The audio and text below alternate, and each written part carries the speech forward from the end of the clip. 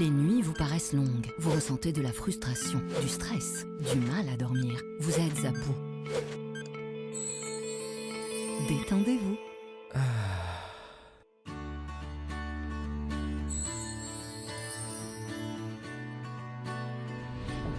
Réduction du temps d'endormissement, diminution des réveils nocturnes, relaxation. Une bonne nuit, ce n'est plus un rêve. Ce produit est un complément alimentaire sans dépendance disponible en pharmacie. N'hésitez pas à demander conseil à votre pharmacien. Mérinal, notre priorité, la qualité. Pour bien s'entendre, il faut bien s'écouter. Rendez-vous sur M, la petite radio du Grand Maghreb. Radio M, le café presse politique.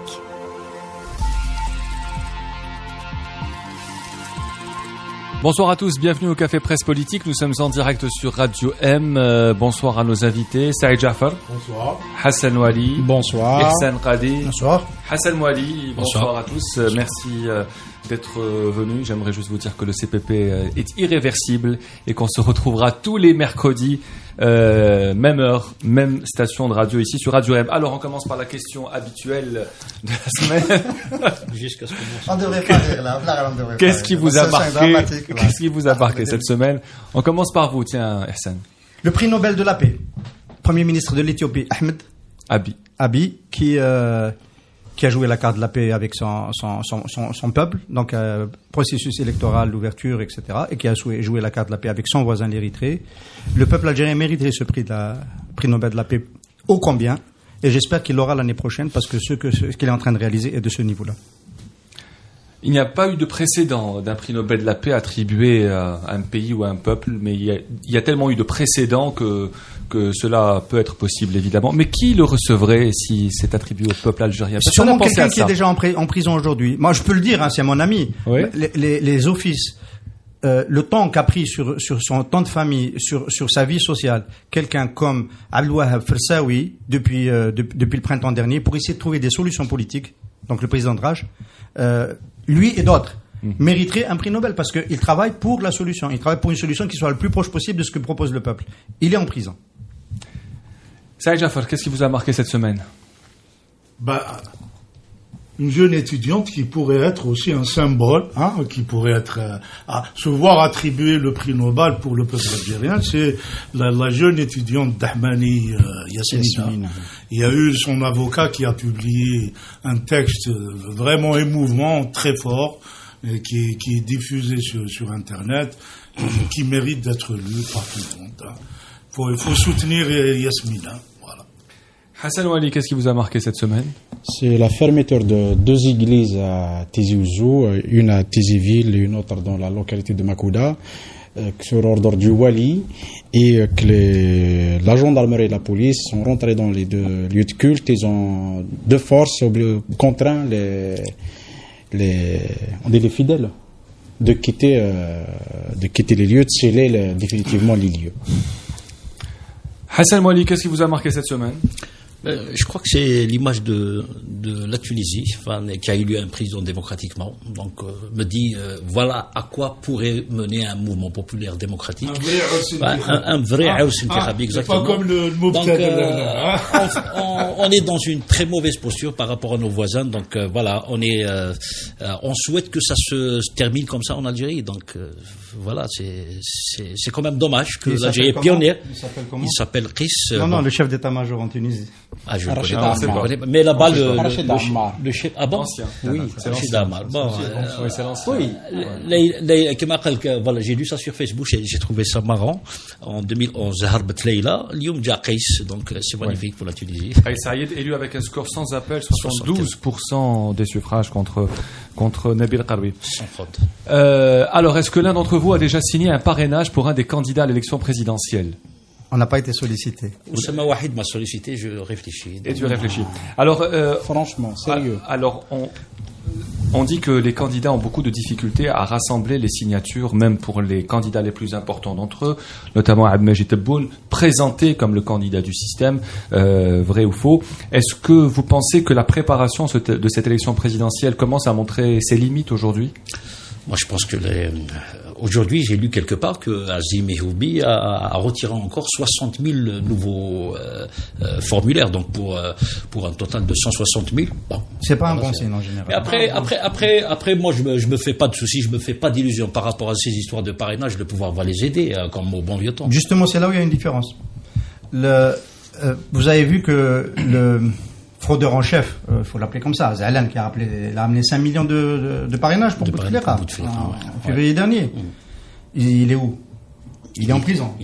Il est en prison et il y a des gens qui ont été poursuivis, des gens du FCE pour le financement de la campagne. Je te rappelle que ton ami Ammar Belhimer a dit de Bedoui qu'il a reçu ces 5 millions de trucs fraudés. Hein. Il l'a accusé de fraudeur. Donc Zahlan et Bedoui, qui est toujours au gouvernement. Qui est toujours au gouvernement, c'est très bien de le rappeler. Au niveau local, ça va être beaucoup plus difficile de frauder parce que l'administration locale va réfléchir à deux fois, les gens, les préposés, et ils vont exiger de vrais parrains, des vraies signatures avec les documents et pas quelqu'un qui ramène une liste avec des cartes d'identité comme ça, parce que ça se faisait comme ça, on ramène des cartes d'identité, on dit... et donc, c'est beaucoup plus compliqué. Comme en plus, on a enlevé les 600 parrainages par les élus, bon, la loi électorale les a supprimés parce que les élus ne sont plus en odeur de sainteté auprès du peuple algérien. C'est extrêmement compliqué de réunir 50 000 signatures. Saïd, préparation chaotique de ces élections? Non, si on respecte les normes et les formes, ça veut dire chaque signature, c'est l'individu qui va personnellement à la commune signer en présence de représentants de la mairie. Ça va être absolument impossible à gérer pour chacun. Donc, d'une manière ou d'une autre, si ça se fait pas comme ça, il va y avoir une aide par derrière pour pouvoir avoir des candidats. Parce que matériellement, c'est trop court, hein. Tout ça, c'est trop court. Le timing qui a été imposé pour cette présidentielle, en plus du contexte qui n'est pas formidable, le timing fait que c'est une difficulté majeure pour les candidats de réunir les 50 000 signateurs. Une difficulté majeure même pour les candidats importants, Hassan? Qui sont outils importants, non, mais en tout cas, il y a comme une gêne, c'est chez les candidats au moins ceux un peu du premier plan. Il y a 2, pas plus, et ils sont dans le silence. Leur silence, en tout cas, qui traduit une gêne, une situation inconfortable dans laquelle ils sont aujourd'hui. À mon avis, il n'y a pas de candidat de système. Oui, c'est une vraie question, Tebboune on essaie de faire passer Tebboune comme étant... comme le candidat du système, c'est une technique d'essayer de ramener un peu, de recycler les vieilles clientèles. Ils vont se dire on va miser sur le candidat du système. Il n'y a pas de candidat, mais tous sont... Mais voilà, sauf que tout est fait de sorte à ce que tous les candidats, enfin ceux qui sont en tout cas en lice, ce ne sont pas des candidats de rupture. C'est des candidats qui, dans l'absolu, ne vont pas trop gêner le système. Le plus radical des candidats, entre guillemets, je mets ça entre guillemets, est plutôt favorable à une réforme en douce s'il est amené si l'élection aura lieu et s'il va la gagner. Il n'y a pas de candidat du système? Est-ce que vous pensez vraiment? En fait, ce qu'on a, c'est que le candidat du système, on le reconnaissait avant. C'était facile, ça a toujours été Bouteflika, parce qu'il y a toute une machine qui se met en place lorsque sa candidature est engagée. Juste déjà pour l'appeler à se présenter, ensuite pour soutenir, etc. Et ce sont des organisations, ce sont des partis politiques, c'est une alliance, ce sont des médias, etc. Aujourd'hui, on a cette façade, cette mécanique a été laminée, cassée par le 22 février et par le zèle du chef d'état-major à vouloir prendre ses distances avec les premiers cercles, le deuxième cercle d'Abdelaziz Bouteflika. Et donc, c'est plus difficile à lire.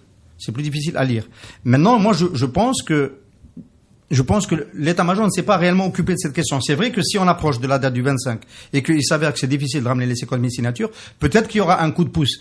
Mais dans le contexte de l'autorité, parce qu'il faut quand même dire un mot de l'autorité, qui ne contrôle pas le système de parrainage, qui ne peut pas le contrôler, qui n'a déjà pas suivi la remise à jour des listes électorales, on est quand même dans un imbroglio qui jette une grosse ombre sur cette élection. Je donne juste un élément concernant Tebboune qui, faut-il le rappeler, est membre du comité central du FLN. Et au sein du FLN, ce qui reste du FLN en tout cas, l'appareil du parti, celui qui assure l'intermédiaire, il a dit aux militants, aux membres du bureau politique, du comité central, dans les régions et tout, il leur a dit on ne donne pas de consigne de vote. Les militants sont libres de voter pour qui ils veulent.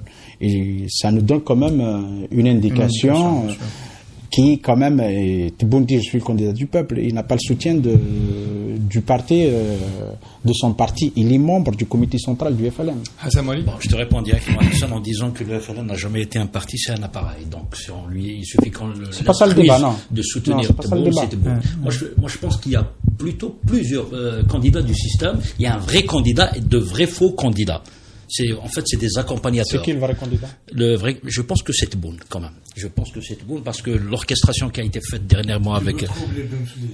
Non, Benflis, j'ai l'impression que Benflis a reçu un coup. D'ailleurs, on lui avait posé la question au moment où il tenait sa conférence de presse. Il leur a dit ça va être un 5e mandat. Le gars, il pensait que c'était lui le élu entre guillemets du système. Et finalement, Tebboune entre en scène. Et là, il se dit bon, ce n'est pas moi finalement. Et après, on a vu sur Shulor TV comment ils ont orchestré l'annonce des journalistes déjà à travers l'aréopage de journalistes qui a été convié pour questionner Tebboune, y compris un journaliste membre de la commission média de Tebboune. Et je suis bien obligé de dire que le directeur de campagne de Tebboune, c'est quand même l'ancien ambassadeur d'Algérie à Washington, notre ami Bali. Ça veut rien dire. Non, ça veut rien dire. Ça veut dire quelque chose. Il avait été désigné à Paris. Il a été désigné à Paris. Et ça a changé. Voilà. Donc, j'ai du mal à croire que Tebboune ne soit pas le vrai cheval du pouvoir. Et puis, il s'est tué depuis 22 février, il n'a pas parlé. Benflis faisait des communiqués, il l'interviewait, il donnait des conférences de presse, mais Tebboune, il s'est tué, en sachant que ça me rappelle une chanson de Matou Lounès, il disait le vrai, il est de loin comme un chacal, il est un renard, il savait que c'est lui. Et donc, Tebboune, je pense que c'est le vrai. Après, il va y avoir des accompagnateurs. Il y en a qui disent que Abdelaziz, ils vont jouer la carte du jeune, Abdelaziz Blaïd, qui est issu du système. Faut-il le rappeler? Ils sont tous FLN. On va dire que Benflis va se retirer. Non, je pense qu'il va se retirer. Je pense, ou alors il va être pour la 3e fois de suite le candidat malheureux, l'accompagnateur, parce qu'il est Ceci dit, je suis d'accord avec toi. Quand un ambassadeur quitte sa fonction pour se mettre au service d'un candidat, absolument. C'est un signe que le régime a choisi, ou bien une partie du régime a déjà choisi. Ça n'existe pas ce genre de... Il n'était pas ambassadeur. Non, il était désigné. Non, il abandonne sa fonction d'ambassadeur. Il était... Attends, ils font pas faire semblant. Il était aux affaires étrangères. Attendez, je vais clarifier une chose. C'est un fonctionnaire de l'État algérien.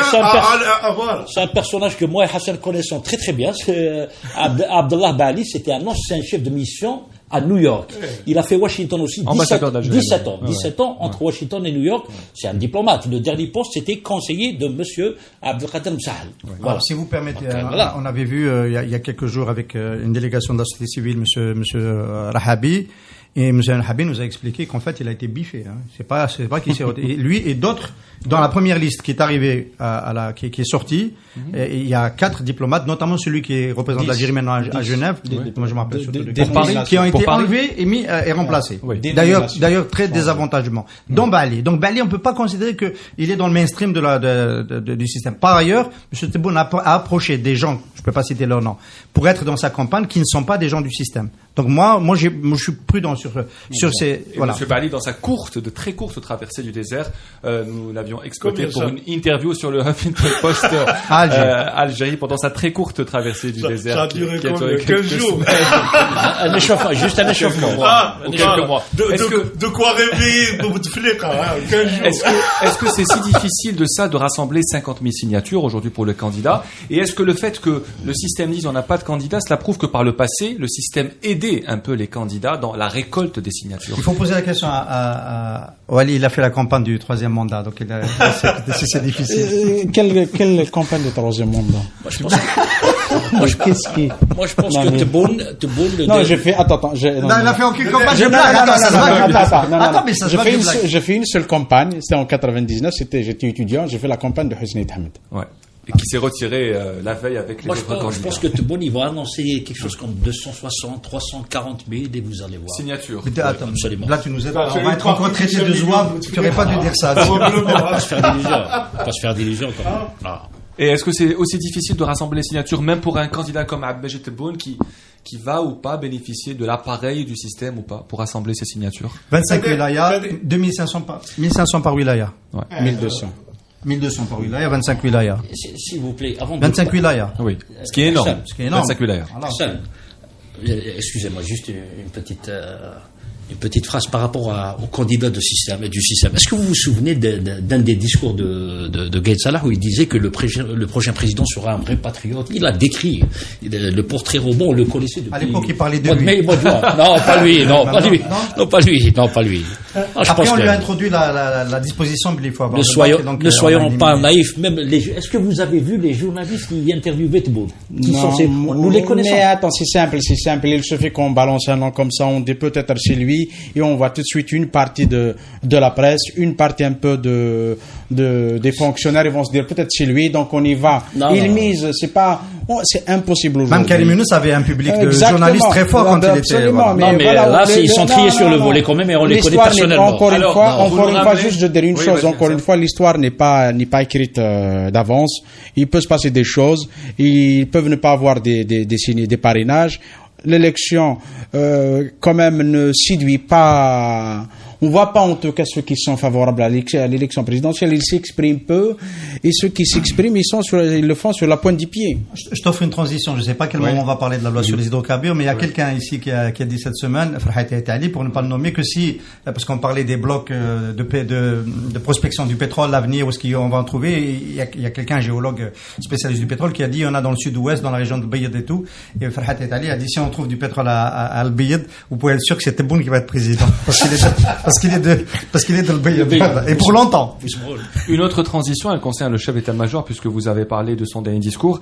D'abord, comment vous avez réagi à son retour au Conseil des ministres? Il était absent depuis plusieurs jours, les discours étaient écrits, et finalement on le voit et on découvre un discours hier. Comment vous qualifieriez le discours d'hier de Gaïd Salah? Habituel, plus violent que d'habitude, retour aux sources? Lorsqu'il dit que les manifestations citoyennes pacifiques ont été infiltrées par certains partis insidieuses, lorsqu'il dit que des entités inconnues aux objectifs malveillants consacrent de l'argent sale afin d'amplifier le nombre de ces manifestations. Non, il durcit le temps, plus que d'habitude à mon avis, et puis il menace, il met en garde, il menace de sévir, il dit on va dévoiler encore, et je ne sais pas, je pense la meilleure réponse qui était a priori, c'était la lettre signée par les 19 personnalités qui disait qui suggère en tout cas deux choses, qui suggère le report de la présidentielle, mais qui disent aussi il faut revoir l'analyse qu'on fait de la situation. Je pense que le discours du chef d'état-major d'hier, il tient pas compte de la réalité de la vraie réalité, quoi. Qu'est-ce qui empêche Ahmed Gaïd Salah de faire un discours conciliant, serein et calme aujourd'hui? Qu'est-ce qui l'empêche? Parce qu'il est gêné déjà. Quand tu vois les manifestations de vendredi dernier, c'était impressionnant. Donc il se dit que il y a encore du boulot à faire. Donc là, c'est la menace. Il a été très musclé dans son discours. C'est-à-dire, moi, je personnifie pas. Gaïd Salah, c'est le pouvoir. Le pouvoir, c'est enfermé totalement dans l'échéance du 12 décembre. C'est à partir de là que le comportement du pouvoir et de ses représentants s'apprécie. Plus ça approche, plus on voit qu'il n'y a pas d'engouement pour l'élection présidentielle et que même les candidats eux-mêmes sont plutôt dans la mollesse, etc. Ils savent pas quoi faire. Et donc, il y a une sorte d'angoisse de voir le rendez-vous raté. Et donc, ça... La réponse rationnelle serait de se demander qu'est-ce qui pourrait rendre ce rendez-vous attractif, hein, puisque on utilise le terme pour les hydrocarbures. Comment rendre attractif une élection présidentielle? Très clairement, pas en emprisonnant les gens, pas en arrêtant les gens, pas en mettant la presse sous un régime de parti unique total. Hein. Et ils n'ont pas compris ça? Ils n'ont pas compris que faire tout cela desservait la tenue de cette élection? Je sais pas, peut-être que en fixant la date, ça y est, ils n'arrivent plus à sortir de la démarche où ils sont. Ça, c'est clair. Moi, pour répondre à ta question, Khaled, moi, je pense qu'il y a deux éléments. Il y a un élément qui est lié au personnage et à son environnement. C'est quelqu'un qui est le dos au mur, Ahmed Gaïd Saleh. Il a choisi de ne pas apporter une réponse politique au mouvement populaire. Il apporte une réponse qui est supposée être morale et éthique, c'est la lutte contre la corruption, qui n'a pas suivi.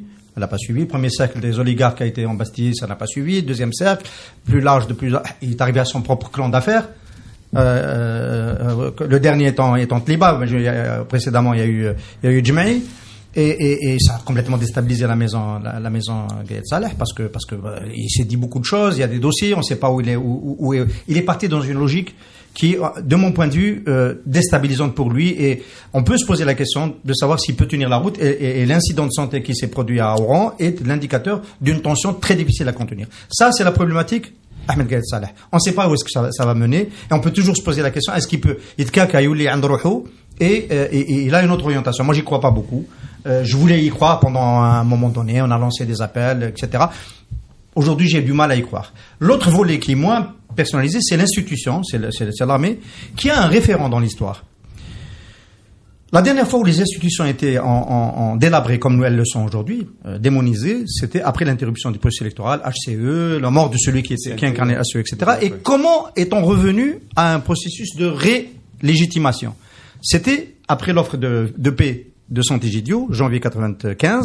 Il y a eu l'élection de général Zeroual, donc président de l'État à la fin du mois, et on a dit élection présidentielle avant la fin de l'année. Et à l'époque, l'armée et ceux qui soutenaient le processus se sont donné le mot et ils n'ont pas fléchi. Ils ont tenu jusqu'en novembre 95 et ils ont réussi à faire des élections où les Algériens leur ont redonné de la légitimité. Et à partir de là, ils ont reconstruit les institutions avec les législatives en 97 et bon, on est rentré dans un processus de relégitimation. C'est ce souvenir qui est chez l'armée. Ils disent, on repart par la case présidentielle et on relégitime, et en 95 ça avait payé, on avait tenu bon, et on a réussi à le faire, et il faut tenir bon. Sauf que, en 95, il y avait un besoin populaire de sécurité qui a donné, parce que les gens à l'intérieur du pays vivent le GIA sur le dos, etc., qui a joué le jeu électoral, alors qu'aujourd'hui, les mêmes franges populaires ne veulent plus de cela. Et donc, la même formule ne peut pas donner les mêmes résultats. Mais cela, à mon avis, ils vont mettre beaucoup de temps pour s'en rendre compte. Et ce sera trop tard quand ils s'en rendront compte. Hassan? Je partage entièrement l'analyse de Hassan. C'est vrai que maintenant il y a un élément nouveau aussi, c'est le peuple, c'est le Hirak populaire qui n'existait pas en 95. Mais je suis convaincu que l'armée, pour ne pas personnaliser comme l'a dit Saïd, l'armée veut absolument maintenant aller au 12 décembre, l'élection présidentielle. Et là, il y a une panique. Moi, je pense que les images du vendredi passé, la mobilisation, ça fait peur de l'autre côté, c'est-à-dire le pouvoir, quand il voit ça, il se dit, finalement, malgré tout ce qu'on a fait, que les décisions prises, les décisions impopulaires, les arrestations, les pressions sur les médias, et ça produit un vendredi comme ça, impressionnant. On dirait que c'était le mois de mars. Donc, c'est clairement un passage en force. Il s'imagine un petit peu de quoi le 12 décembre serait fait. Et donc, ils n'ont pas de... Ils partent vraiment d'une erreur d'appréciation. Le Hirak, tel qu'il manipulé, il n'y a pas de meneur sur le Hirak. Il y a des gens qui peuvent s'exprimer dans le Hirak, mais ils ne mènent pas. C'est un mouvement profond. C'est la première fois depuis longtemps, je l'ai écrit, où il y a une jonction entre les classes populaires et les classes moyennes. Ça fait peuple, hein. Il faut pas faire semblant. Ce n'est pas le FCE qui va faire le Hirak, ce n'est pas les PDG, c'est les classes moyennes et les classes populaires. En 2011, ça s'est pas fait parce que le souvenir des années 90 était toujours présent. Les classes moyennes et les classes populaires n'étaient pas sur la même ligne. Cette fois-ci, ils le sont. C'est pour ça qu'on peut, sans exagérer, dire qu'effectivement, une grande partie du peuple et dans le Hirak. Mais une question avant la pause. Est-ce qu'en 2011 aussi, il y avait cette capacité de l'État à, comme on dit à l'époque, acheter la paix sociale? Oui, bien sûr. Il y avait encore de l'argent, c'est clair. Non seulement il y avait, mais en 2011, après 2011, l'État a déboursé. C'est-à-dire, tu sais, les voitures, l'explosion des voitures, c'est après 2011. C'est-à-dire, les salaires avec rappel, etc. Tout ça, et on a eu aussi les concessionnaires, etc. Tout ça, c'était dans la foulée de 2011, de la dépense qui a été mise par le pouvoir pour ne pas apporter une réponse politique. Qui était posée en Tunisie, ailleurs, ils ont décidé de dépenser de l'argent. Aujourd'hui, ils n'ont plus de l'argent, ils n'ont plus l'argent. Ils ont, moi encore, je vais le dire encore une fois, ils ont une opportunité très grande avec une population qui n'a pas envie d'en découdre, qui n'est pas dans la violence, qui veut que ça change. Il faudrait qu'ils l'écoutent. Ils peuvent être... Hassan parlait des manifestations gigantesques du vendredi, de tous les vendredis. Maintenant, il y a dimanche. Après, le dimanche, oui. C'est qu'ils peuvent être dans le dîner. Ils peuvent refuser de voir cette réalité. Parce qu'ils ont le souci de la légalité. C'est-à-dire, ils ne peuvent pas ne pas défendre la tenue d'une présidentielle. Sauf que imposer une élection présidentielle à n'importe quel prix, c'est risqué. C'est-à-dire, on ne peut pas dire on va aller aux élections, à une élection présidentielle, arrêter les gens, mettre en branle une stratégie de tension, d'escalade et instaurer un climat de peur dans la société. C'est impossible, c'est intenable. C'est comme s'ils veulent y aller au point A, mais ils poussent pour y aller au point B. C'est paradoxal, en tout cas, dans l'attitude, dans le discours et dans la méthode. Merci Hassan. Le CPP revient dans un tout petit moment. Restez branchés sur Radio M. Vous paraissent longues, vous ressentez de la frustration, du stress, du mal à dormir, vous êtes à bout. Détendez-vous.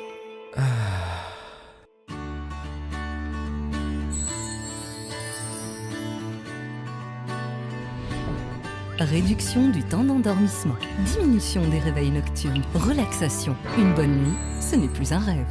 Ce produit est un complément alimentaire sans dépendance disponible en pharmacie. N'hésitez pas à demander conseil à votre pharmacien. Mérinal, notre priorité, la qualité.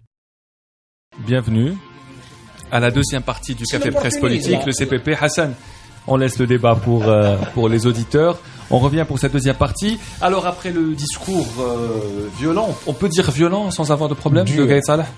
C'est un discours dur. C'est un discours dur. Après le discours dur de Gaël Salah, l'appel des 19 qui est très intéressant et qui rassemble beaucoup de personnalités nationales dont Maître Bouchachi, Louisa Aïd Hamadouche, etc. Maître Bouchachi a signé? Non, il n'y a pas Bouchachi. Ah non, il y a Louisa Aïd Hamadouche. Ahmed Talib Ibrahimi, je confonds entre les deux. Ahmed Talib Ibrahimi, Louisa Aïd Hamadouche et d'autres personnalités. Aussi. Abdelaziz Rahabi, Nasser Jabi, Ahmed Ben Bitour et le vétéran Ali Yahya Abdelnour. Et on se demande pourquoi Moustapha Bouchachi n'a pas signé cet appel. Il n'y a pas que lui. Il est dans la mouvance un peu. Ils sont un peu dans la mouvance. Il a été sollicité.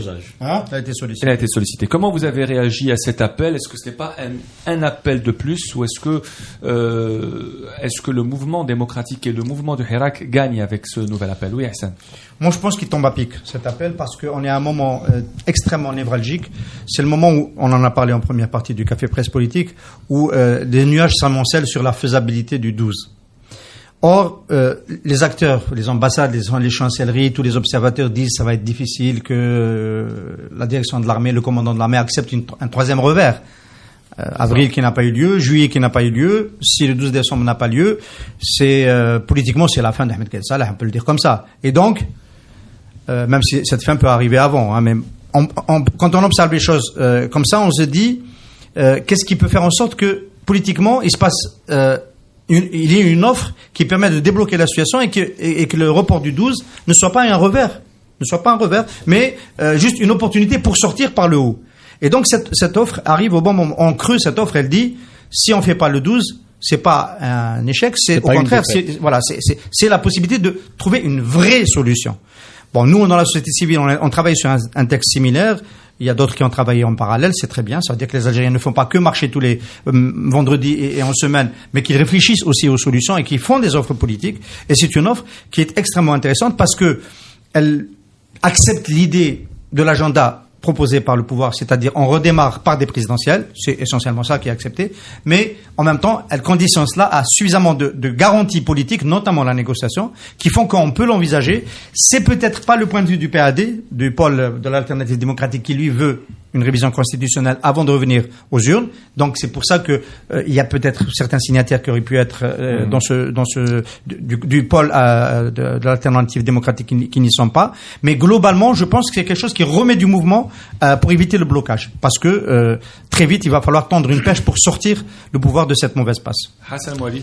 Alors, moi, je trouve le texte, comme tout le monde, intéressant, très intéressant de par ses propositions, ses préconisations.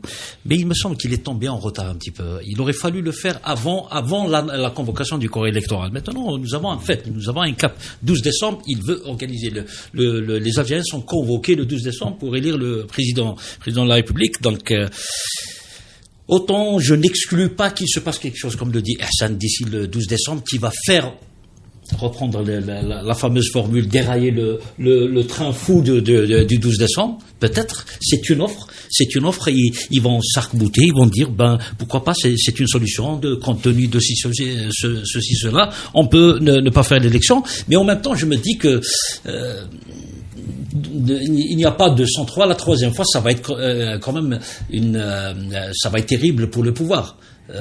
3 fois il annonce une présidentielle et elle se tient pas, c'est un désaveu politique intégral. Donc moi je suis convaincu que maintenant, avant j'étais acquis à l'idée de folle de Farhat Etali que le pouvoir pousse à ne pas organiser l'élection présidentielle, mais là les derniers discours du chef d'état-major renseignent plutôt sur le contraire. Ils vont mettre tous les moyens, ils vont prendre toutes les mesures, y compris les plus extrêmes, c'est-à-dire que les arrestations y compris de journalistes, d'animateurs, tout le monde, tous ceux qui gênent, c'est ce qu'il a dit dans son discours, dire tous ceux qui se mettent au travers de la route vers l'élection présidentielle, il sera cassé, Donc, moi je pense qu'il est arrivé en retard, même si les signataires sont crédibles, tout ce que vous voulez, c'est pratique ce qu'il propose, mais je pense que le pouvoir ne doit pas tenir compte, et il y a déjà... Ne doit pas ou ne va pas ne va pas. Déjà, il y a un signe, c'est que les médias publics n'en ont pas parlé. Donc, certainement, ils ont reçu l'instruction de ne pas en parller. Les médias publics. C'est un signal. Sur cet appel, j'ai des amis qui ont été assez critiques sur l'appel. Ouais. J'ai trouvé leur critique excessive parce que cet appel-là est clairement l'expression d'une inquiétude devant une situation de blocage qui risque de mener à des dérapages, à des situations conflictuelles, etc. Donc, c'est une sorte d'appel à la raison, où l'idée de transition est évacuée, on accepte le principe de la présidentielle, mais on dit arrêtez, vous n'allez pas faire des élections avec toute une partie de la population qui est contre, avec des gens que vous êtes en train d'arrêter, avec des médias muselés.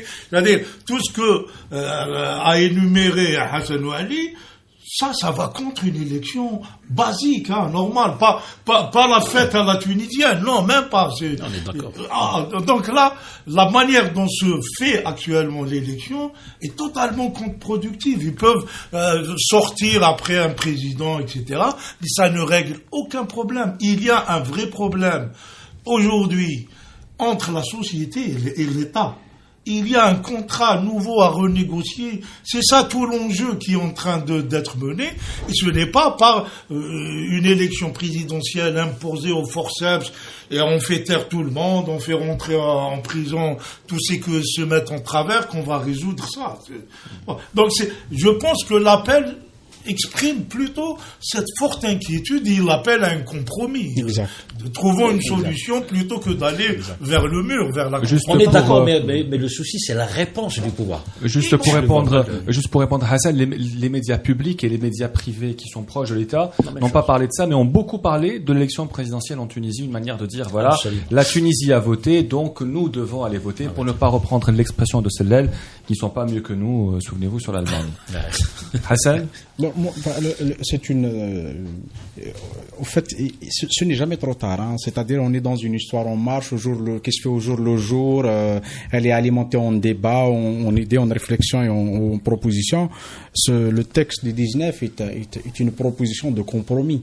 c'est-à-dire dans une situation tendue qui risque de l'être encore plus à l'avenir, plus on s'approche du rendez-vous du 12 avril. Ils tendent une perche, ils offrent une chance aux décideurs.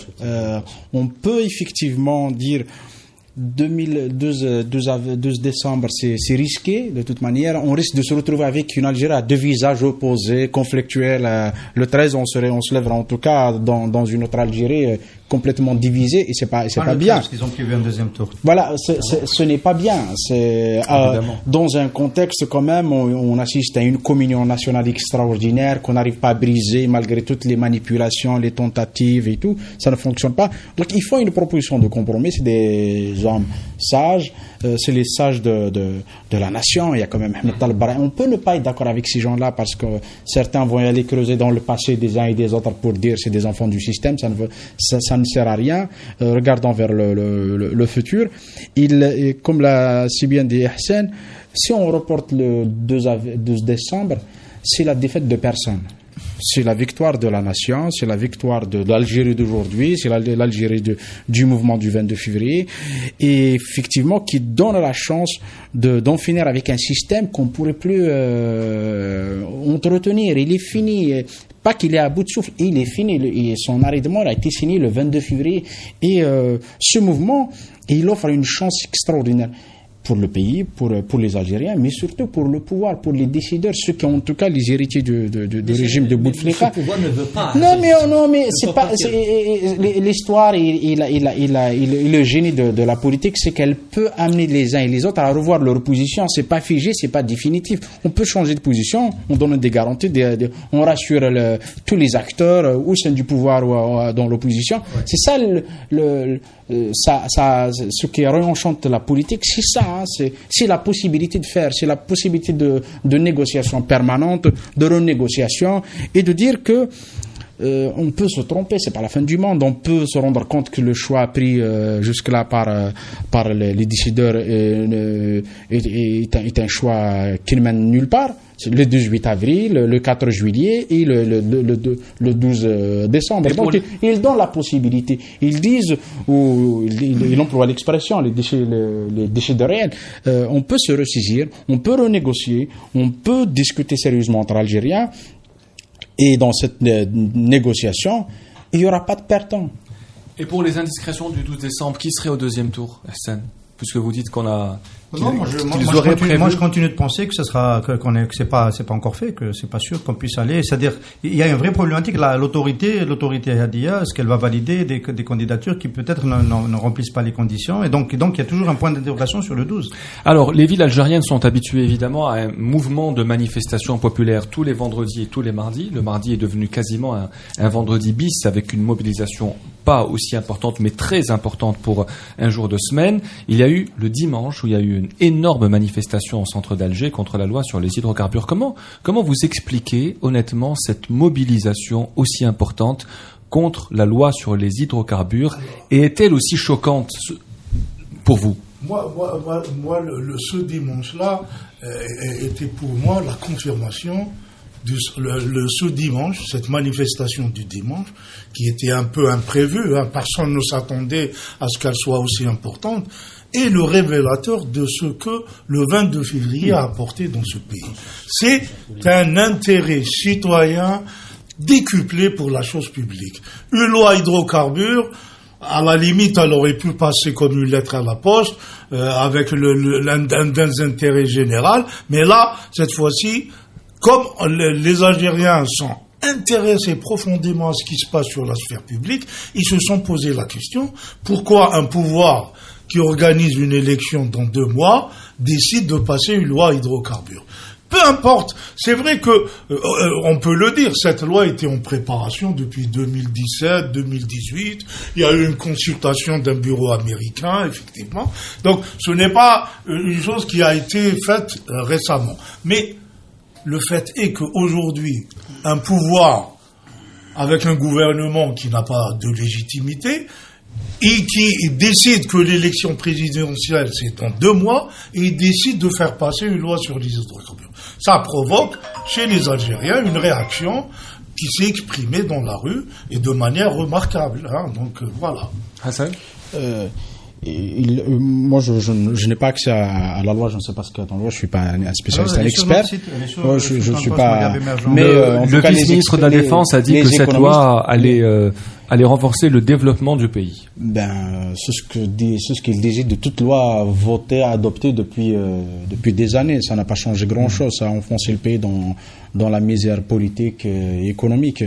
Et en tout cas, tous les experts s'accordent à dire que c'est pas le moment. Il n'y a pas une urgence économique.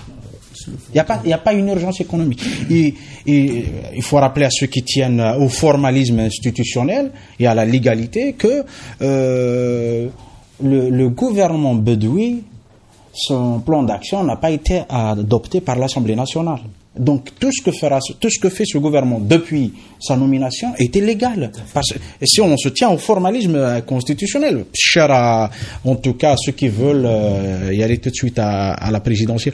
Donc et en troisième élément, c'est paradoxal. On veut élire un président le plus tôt possible pour lui donner la possibilité d'engager le pays sur des chantiers, des réformes et des lois. Et là, on le prend en otage a priori. On vote, on fait passer un projet de loi lourd, hein, qui engage un peu quand même l'économie du pays sur de longues années. Et qu'est-ce qu'il fera demain le chef de l'État? On nomme des ambassadeurs, on nomme des walis, on nomme des juges. C'est-à-dire tout ce que peut faire le président de la République, on le fait avant son élection. Et il y a quelque chose quand même de paradoxal dans cette histoire. Une loi hydrocarbures par essence, hein, c'est clair, depuis toujours, est destinée à des investisseurs étrangers. Voilà le cadre où vous pouvez investir. Cette loi, il faut que les destinataires la considèrent comme sûre, viable, durable, etc. Or, tu as 2 mois des élections présidentielles, tu fais une loi, théoriquement, même eux, ils te disent une présidentielle, c'est le moment où les gens peuvent changer d'avis, et cette loi-là, le futur président peut choisir de ne pas la promulguer. Mais c'est dans le cas, où il y a une présidentielle. Dans le cas, on est ça veut dire que le choix de l'affaire est étrange et surprenant et inutile. Hein. Ça veut dire qu'il soupçonne le fait qu'il n'y aurait pas d'élection en décembre, Hassan? Moi, j'en fais une lecture politique, parce que, comme l'a dit Hassan, les préconisations économiques ou énergétiques de cette loi, je ne les connais pas trop. Apparemment, selon les experts, elle n'est pas tout à fait mauvaise. D'accord? Mais le contexte pose problème. Moi, je pense que le pouvoir actuel, il a un déficit de légitimité, sinon il n'est pas légitime du tout. D'accord? Et il aura à cœur de se faire soutenir par des grandes puissances. Il se trouve que le ministre de l'Énergie, Arqab, a avoué publiquement, imprudemment, que cette loi a été concoctée avec l'aimable collaboration des majors pétroliers. Voilà, concertation avec... Il n'y a pas eu de consensus. Au risque de passer pour être quelqu'un qui le défend, hein.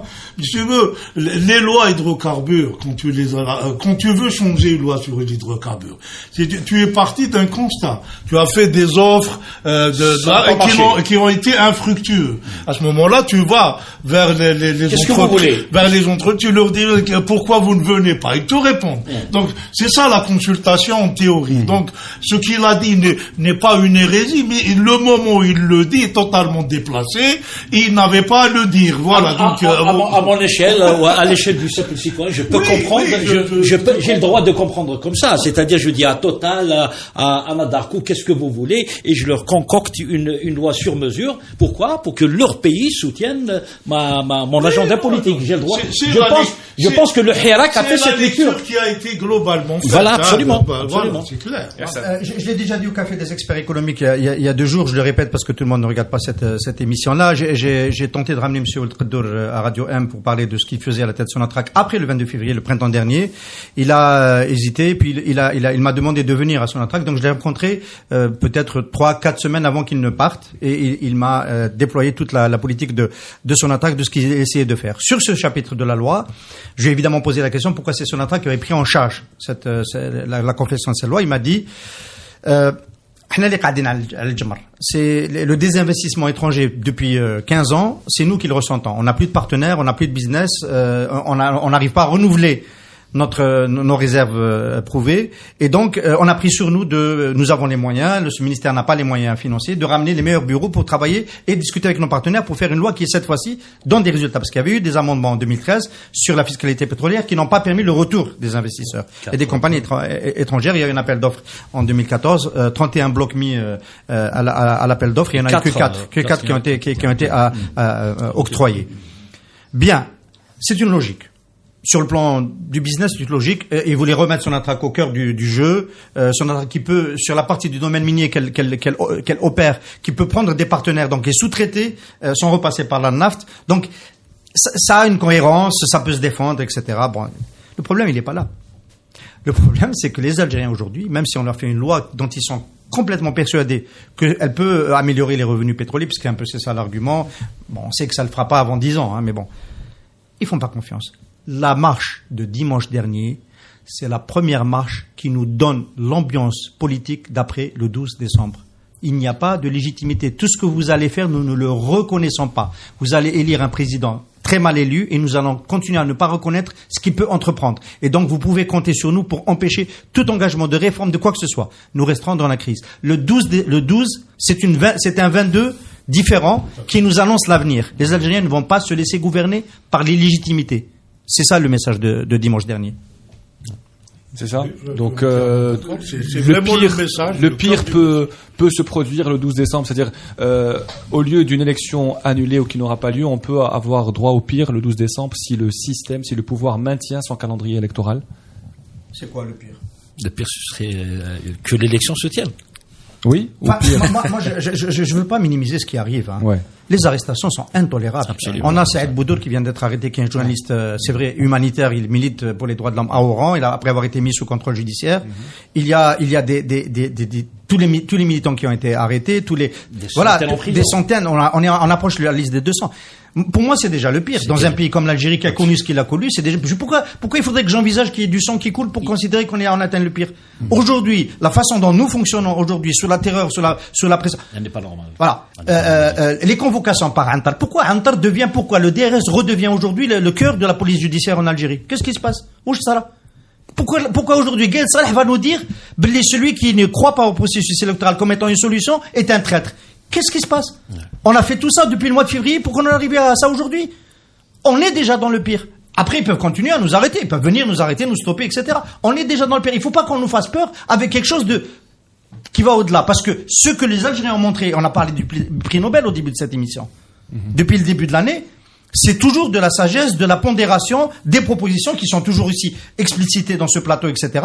Ce sont des offres pour aller de l'avant, pour changer, pour qu'il n'y ait pas de gros dégâts. Et la réponse, c'est une réponse du pire. Depuis toujours, c'est une réponse du pire. On est déjà dans le pire. Merci à vous d'avoir répondu présent à ce Café Presse Politique qui est déjà terminé. On se retrouve mercredi prochain. Merci de votre fidélité. Si Dieu le veut.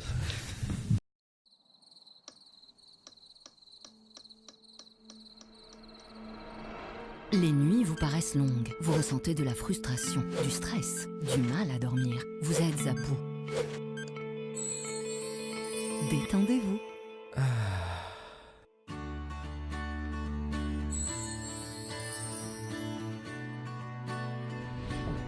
Réduction du temps d'endormissement, diminution des réveils nocturnes, relaxation. Une bonne nuit, ce n'est plus un rêve. Ce produit est un complément alimentaire sans dépendance disponible en pharmacie. N'hésitez pas à demander conseil à votre pharmacien. Mérinal, notre priorité, la qualité. Pour bien s'entendre, il faut bien s'écouter. Rendez-vous sur M, la petite radio du Grand Maghreb.